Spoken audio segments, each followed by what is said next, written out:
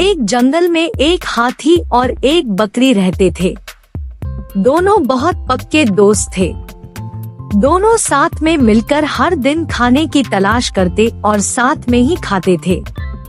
एक दिन दोनों खाने की तलाश में अपने जंगल से बहुत दूर निकल गए। वहाँ उन्हें एक तालाब दिखाई दिया।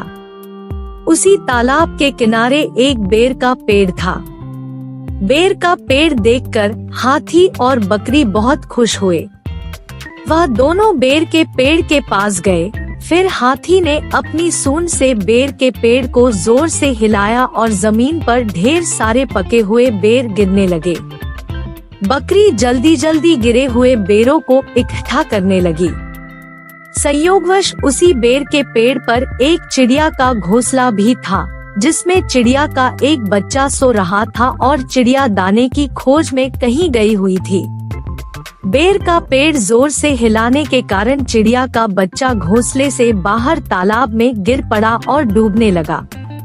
चिड़िया के बच्चे को डूबता हुआ देखकर उसे बचाने के लिए बकरी तालाब में कूद गई, लेकिन बकरी को तैरना नहीं आता था।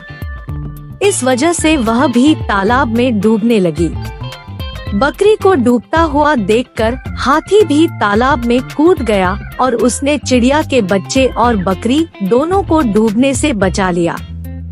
इतने में चिड़िया भी वहाँ पर आ गई थी और वह अपने बच्चे को सही सलामत देखकर बहुत खुश हुई। उसने हाथी और बकरी को इसी तालाब और बेर के पेड़ के पास रहने के लिए कहा। तब से हाथी और बकरी भी चिड़िया के साथ उस बेर के पेड़ के नीचे रहने लगे। कुछ ही दिनों में चिड़िया का बच्चा बड़ा हो गया। चिड़िया अपने बच्चे के साथ जंगल में घूमकर आती थी और हाथी और बकरी को जंगल में किस पेड़ पर फल लगे हैं इसकी जानकारी देती थी।